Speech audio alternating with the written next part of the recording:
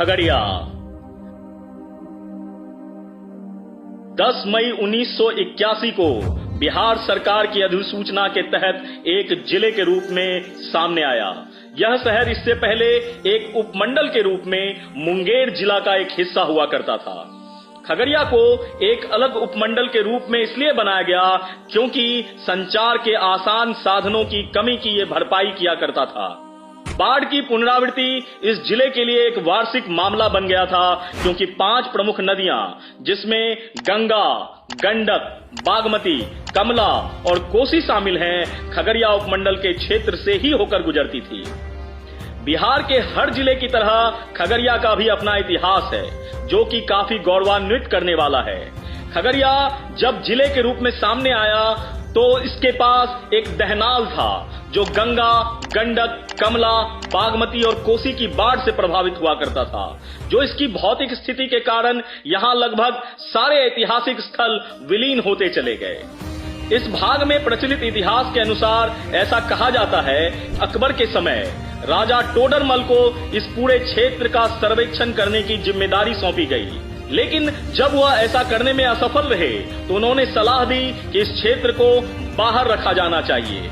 इसीलिए उन्होंने इस क्षेत्र का नाम दिया फरकिया और बाद में इसे फरकिया परगना के नाम से जाना जाने लगा।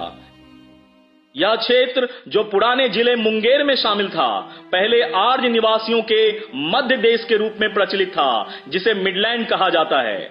इसकी पहचान महाभारत में वर्णित मोदागिरी नामक स्थान से की गई है जो पूर्वी भारत में वंगा और ताम्रलिप्ता के पास एक राज्य की राजधानी थी। इतिहास की शुरुआत में यह क्षेत्र स्पष्ट रूप से अंग साम्राज्य के अंतर्गत शामिल था जिसकी राजधानी भागलपुर के आसपास हुआ करती थी। अंग में भागलपुर और मुंगेर आधुनिक जिले शामिल हुआ करते थे और इसमें कोसी नदी का उत्तरी वार्ड भी शामिल था जिसमें पूर्णिया का पश्चिमी भाग भी शामिल हुआ करता था। राहुल सांकृत्यायन ने बुद्ध चर्चा में उल्लेख किया है कि गंगा के उत्तर में स्थित क्षेत्र अंगतराप के नाम से जाना जाता था। पुराने मुंगेर जिले का पहला ऐतिहासिक विवरण ह्वेनत्सांग की यात्राओं में भी मिलता है। उन्होंने 7वीं शताब्दी के पूर्वार्ध के अंत में इसके कुछ हिस्सों का दौरा किया। इसके बाद जिले के इतिहास में एक अंतराल आता है जहां 9वीं शताब्दी में ये पाल राजाओं के अधीन चला गया। पाल काल का इतिहास मुख्यतः शिलालेखों से ज्ञात होता है। हालांकि यह सच है कि ह्वेनत्सांग के वृतांत और पाल शिलालेखों पे उकेरी गई कृतियों के माध्यम से मुंगेर जिले के दक्षिणी भाग को कवर करते हैं। भारत में मुस्लिम शासन के आगमन के बाद यह पूरा क्षेत्र मुस्लिम शासन के अंतराल से गुजरा। 1926 के मुंगेर जिला के राजपत्र में इसे मुंगेर उपखंड का नाम दिया गया जो फरकिया परगना से निकलकर सामने आया। 2010 में बिल गेट्स जो माइक्रोसॉफ्ट के संस्थापक हैं वो इस जिले में आए और अलौली प्रखंड के अंतर्गत गुलररिया मुसहरी गांव गए और उन्होंने वहां गांव की स्थिति को देखकर उस गांव को गोद ले लिया। इस जिले में कोसी के तट पर स्थित मां कात्यायनी का मंदिर बेहद प्रसिद्ध है। यह 52 शक्ति पीठों में से एक है। यहाँ मां सती का दाहिना हाथ गिरा था जिसका प्रमाण हमें स्कंद पुराण से मिलता है। मंदिर में सोमवार और शुक्रवार को खास रूप से पूजा की जाती है। यहाँ दूध और दही का चढ़ावा चढ़ाया जाता है। इसके अलावा यहाँ की कुछ प्रमुख स्थलों में से 52 कोठरी 53 द्वार वाला ऐतिहासिक इमारत है, लेकिन ये इमारत सरकार की लापरवाही की वजह से धीरे धीरे विलीन होने के कगार पे पहुंच चुका है। यह स्थान 5 बीघा 5 कट्ठा और 5 धूर की जमीन में फैला हुआ है। 52 कमरा और 53 दरवाजा होने के कारण इसकी खास पहचान है, लेकिन अभी यह स्थान जीर्ण शीर्ण अवस्था में है। स्थानीय लोगों के अनुसार इस इमारत में 51 प्रकार की ईंटों का प्रयोग किया गया था जिसमें माचिस आकार की ईंटें भी शामिल थी। इस महल की सुरंग की भी अपनी पहचान थी जो आज जमीन दोज हो चुकी है। इस ऐतिहासिक किलेनुमा महल का निर्माण 17वीं शताब्दी में मध्य प्रदेश के सोलंकी वंश के राजा बैरम सिंह ने किया था। इस इमारत की तुलना जयपुर के हवा महल से भी की जाती है। चमत्कारी मंडप के चारों खंभे पर चोट करने पर अलग अलग तरह की मनमोहक आवाज सुनाई देती है, जो अभी भी लोग महसूस कर सकते हैं। महल के प्रांगण में रानी के लिए स्नान करने का तालाब, महल से मंदिर तक जाने के लिए सुरंग, दीवारों पर की गई सुंदर चित्रकारी और अद्वितीय नक्काशी इस महल को भूल भुलैया का आकार देती है। कभी यह इलाका भव्यता, शानो शौकत का प्रतीक हुआ करता था। आज यह 52 कोठरी की हवेली जर्जर होकर अपने भव्य अतीत को याद कर स्याह वर्तमान पर आंसू बहाने को विवश है, जबकि आम और खास सभी की इसमें रुचि है। स्थानीय लोग चाहते हैं कि इस इलाके को संरक्षित किया जाए। इसके अलावा 1910 में स्थापित श्यामलाल नेशनल हाई स्कूल का नाम श्री श्यामलाल जी के नाम पे रखा गया, जिन्होंने इस विद्यालय के लिए जमीन दी थी। विद्यालय के छात्रों और शिक्षकों ने स्वतंत्रता आंदोलन में महत्वपूर्ण योगदान दिया था। आजादी के आंदोलन में यहाँ के अनेक वीर क्रांतिकारियों ने एकजुट होकर रणनीति बनाई और गुप्त स्थान पर रहकर अपने कार्य को अंजाम दिया। 6 जून 1981 को देश की सबसे बड़ी और विश्व की दूसरी सबसे बड़ी रेल दुर्घटना खगड़िया जिले में हुई थी। बिहार में हुआ ये रेल हादसा इतना भयानक था कि इतिहास के पन्नों में उसे भारत के लिए काला दिन कहा गया। भारतीय रेल के 170 साल पुराने इतिहास में रेल हादसे के तौर पर इस घटना को काले धब्बे की तरह देखा जाता है, जिसे चाह कर भी नहीं भुलाया जा सकता। मानसी से सहरसा की ओर जा रही थी एक पैसेंजर ट्रेन 416 डाउन बागमती नदी पर बने पुल संख्या 51 से होकर गुजर रही थी, लेकिन अचानक से मौसम का मिजाज बदला। तेज आंधी और बारिश होने लगी। अचानक ड्राइवर ने ब्रेक लगाई और ट्रेन की 9 में से 7 बोगियां फिसलकर पुल तोड़ते हुए लबालब नदी में विलीन हो गई।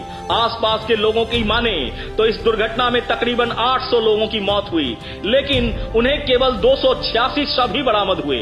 कईयों का तो पता ना चल सका। इस दुर्घटना के पीछे कई कारण और अनकही बातें कही गई, जो बाद में अलग अलग बातों के रूप में सामने आई। इस विषय पर एक अलग से एपिसोड बनाने की आवश्यकता होगी, जिसे हम बाद में बनाएंगे। यह जिला, जैसा कि पहले भी हमने बताया, 7 नदियों से घिरा हुआ है, जो अपने आप में खास है। इस जिले में शामिल जलोढ़ मैदान का मुख्य हिस्सा वर्तमान में मुख्य रूप से एक तस्तरी के आकार का अवसाद है, जिसका केंद्र बारिश के दौरान नदियों के अति प्रवाह से जलमग्न हो जाता है और वर्ष भर दलदली गड्ढों से भरा हुआ रहता है। तटबंधों के निर्माण के बाद बाढ़ में जरूर कमी आई है, लेकिन अभी भी जिले के बड़ा हिस्सा, पश्चिम में गोंगड़ी महसखूट सहरसा रोड, उत्तर में कोसी और दक्षिण में गंगा पूरी तरह से जलमग्न है।